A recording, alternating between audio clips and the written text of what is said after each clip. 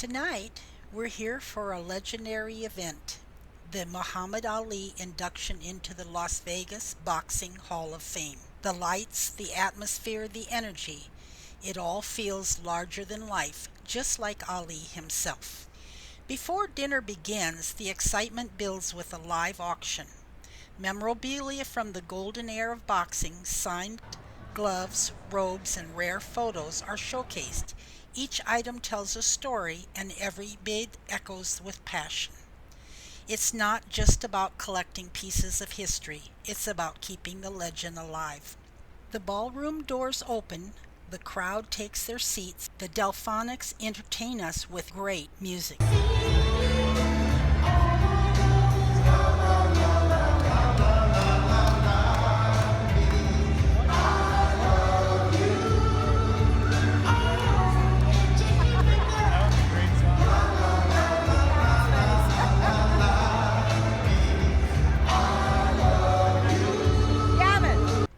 At each table, the centerpiece steals the show, a golden boxing glove nestled among the roses and lights, symbolizing the heart of the evening.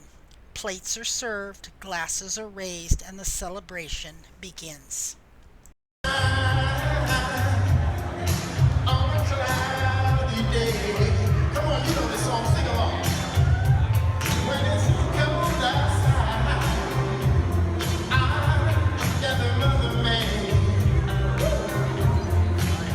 Well, I guess you say what can. The lights dim and the big screen comes to life with rare footage. Ali in his prime, moving with speed and grace. The crowd grows quiet, watching moments of greatness unfold again.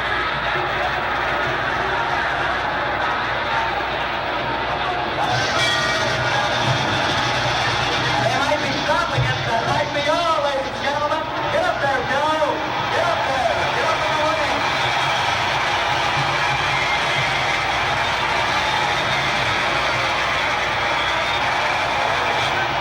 Come here, Cal. Play the same double deal. I don't have a mark on my face, and my upset's not in this, and I just turned 22 years old. I must be the greatest. Come like a butterfly, stay like a bee. Muhammad Ali had such an influence, such a motivation to millions of people around the world. And it all started with boxing. Well, clearly he was a one of a kind, and I don't think there will ever be another like him. I think we have a tendency to say that about people that we lose, especially people in the public eye who we lose, and a lot of it, quite frankly, is hyperbole, but in his case, I truly don't believe we'll ever see anybody else like him. It was also the early Ali who changed the dynamic of sports by being the first athlete ever to be so flamboyantly optimistic about himself, you know? I'm the greatest. I'm picking rounds that he would knock people out in.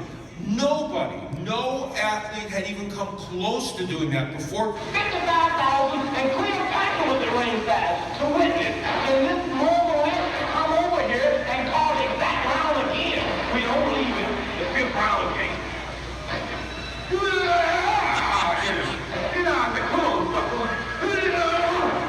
Man said, bring it up, and there he is. I remember Muhammad, and he had a tremendous impact on all of us, whether you're a broadcaster, a sports writer, or a fighter, or a fan. Because Muhammad was a man of the people. He truly was the greatest, not just for what he did in the ring, but for all his charitable and many charitable things he did outside the ring that people don't even know about. He was a generous, very, very kind man.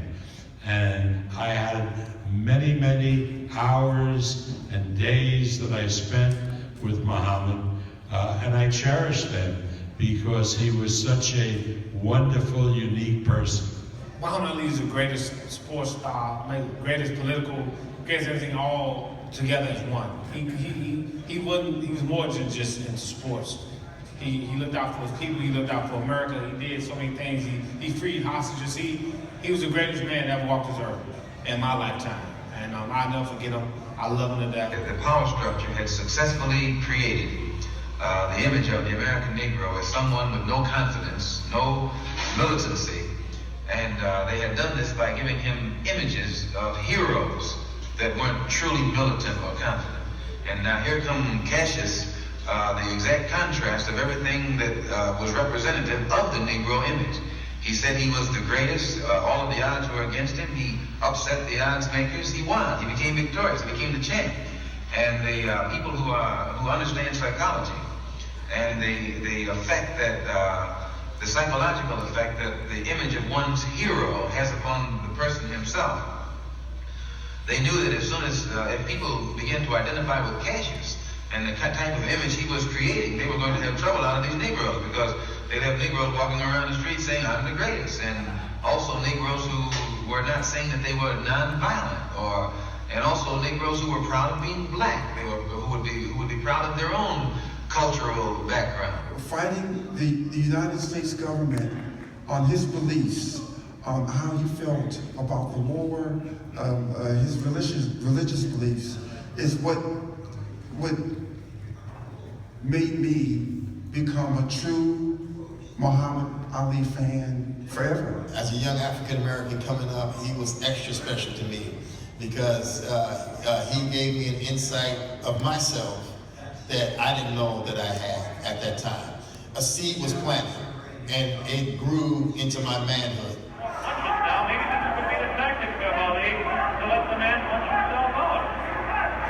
30 seconds left in round 8. Very even fight. Ali gets sneaky right hand. Another sneaky right hand. This time he works over the shoulder for him.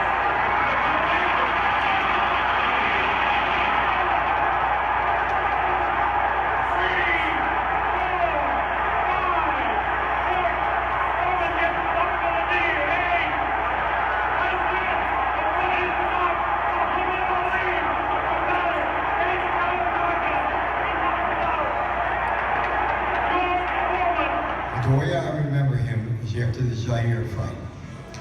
He's down by the river.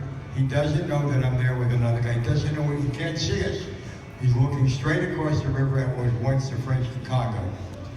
And he's staring at it. And we don't know, we can't see his face, we don't know what emotion there is. All of a sudden, he throws his arms up in the air in a Rocky pose. And he holds it. He turns around and walks back. And he says, "Fellas," he sees us then.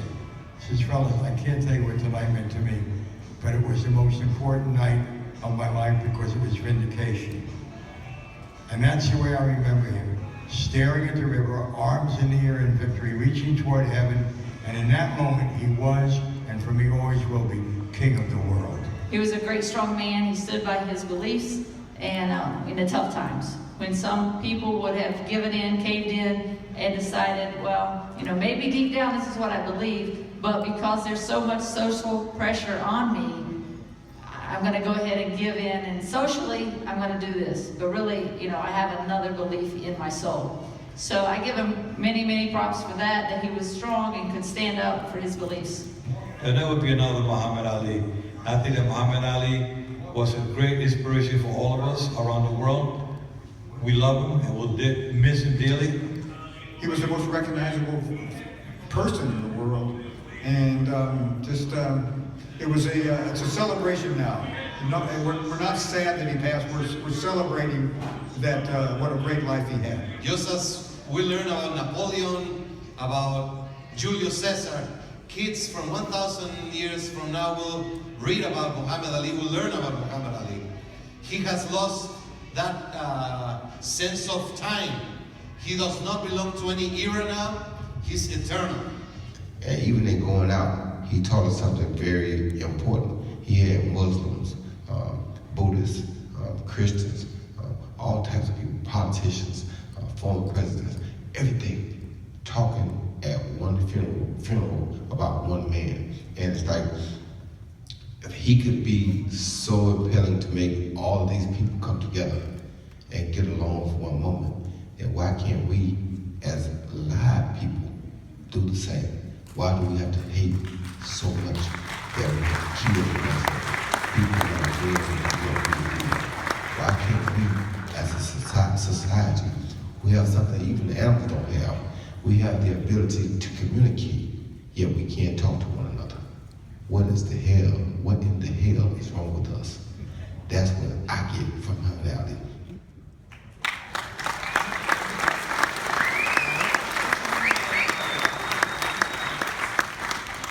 Beautiful tribute to the great Muhammad Ali. And we have a very special tribute tonight. And we'd like to invite the great Sugar Ray Leonard up to the stage, because to speak about a legend, you need to have a legend. So please welcome Sugar Ray Leonard.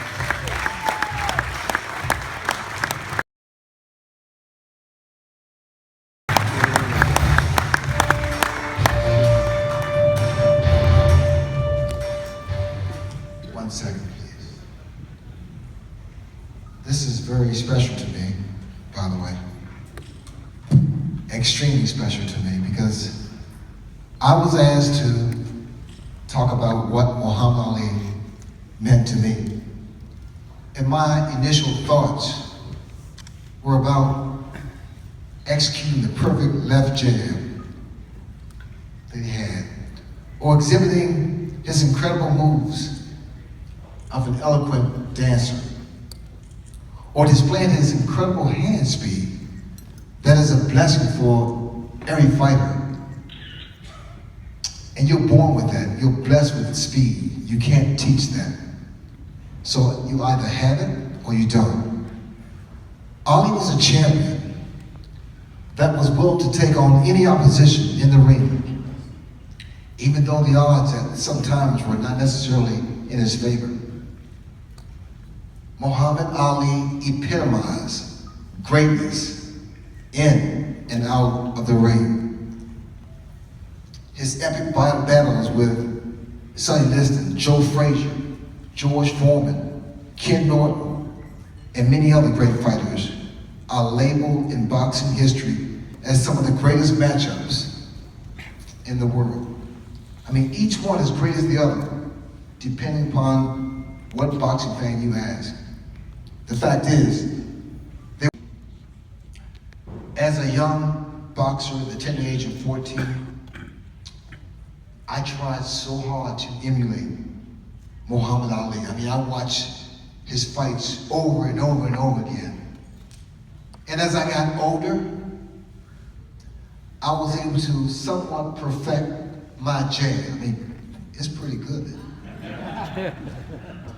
I eventually was able to move around the ring, bring generalship gracefully. And at certain times, certain occasions, I would talk a little smack, talk a little trash. But one thing I couldn't perfect, and I'm still working on that. I'm not giving up. And that is trying to be pretty. Only Muhammad Ali is pretty. When I finally met Muhammad Ali, he gave me the best constructive advice in the world. And that was to not only be the best man in the ring, but be the best man outside that ring. I mean, that was priceless advice, which I still heed. I remember meeting Muhammad Ali in Washington, D.C., just before the 1976 Olympics. I was 19 years old at the time. And I presented him with an award. And when he sat down beside me, because we were having dinner, I stopped breathing. He took my breath away. Now just picture this, I mean, just visualize this. My idol, my role model, my champ, sitting beside me, and we're about to have dinner, by the way. And I had a million questions to ask him, but I couldn't think of one. My mind went blank. And all of a sudden, I was hungry again. I wasn't hungry again, I'm sorry. I wasn't hungry, because I was just so excited. But what I really was thinking about, I was thinking about which utensil to use first, because they had so many damn utensils all over the place. And see, at my house, we had one. We either had a spoon or you had a fork. So what I did, I waited for the greatest of all time to show me the true meaning of etiquette. And boy, he did that. He showed me. He grabbed his roll, his bun, dumped it into the gravy. He was shredded. Ate out. Thanks, champ. And by the way, I still do that. I mean, there were so many moments that I had with Muhammad Ali. And as I've gotten older, I began to appreciate what he brought, not only into the ring, but into the world. Ali, a young man, at the peak of his boxing career, whose prime time in boxing was taken away from him because of his stand against racial inequality, his moral and spiritual beliefs. I cannot think of any champion, myself included, that will give up something so precious, something that every fighter in here would die for, and that is that championship belt. That championship belt. That belt, my belt, our belts, means so much to us, but standing up for what he believed in meant more. And that says a lot about a man's character. Most people think that boxing is an individual sport. I mean, that is nothing further than from the truth, because we as fighters need a great team around us to maintain our legacy, to stay on the right road, to keep things in perspective.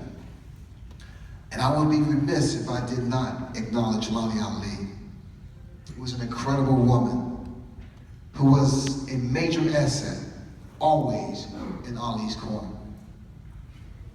And talking about corners, I want to say that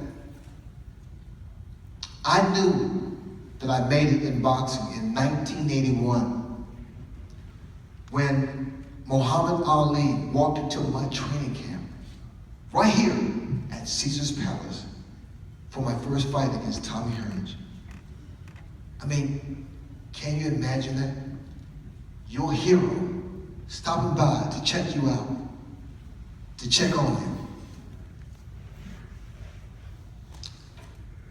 I don't want to get too emotional here, but in conclusion, I've been in this game for over 50 years, and I've been blessed with this incredible career, life, success, and none of this, absolutely none of this would have been possible if those doors that were always locked were now open by Muhammad Ali.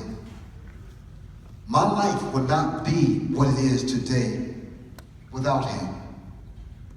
Simply put, if there was no Muhammad Ali, there wouldn't be a Sugar Ray Leonard. I love you, champ. I miss you. Assalamu alaikum. Thank you. God bless. Thank you for your kind words. We'd like for you to please help us to present a special Muhammad Ali writ to John Ramsey, who is a great friend of the Ali family, of Lani Ali, and he's representing the Ali family. A very special ring for Muhammad Ali.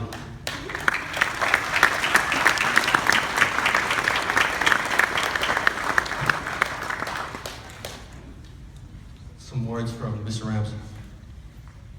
Muhammad Ali's induction into the Las Vegas Boxing Hall of Fame reminds us all, legends never truly leave us. They live on in every story, every memory, every heart, inspired by the greatest. If you enjoyed this video, please like and subscribe. Was he a great humanitarian? Yes. Was he perhaps the best, and in my opinion, the best athlete of the 20th century? Yes. But he was also a cool cat.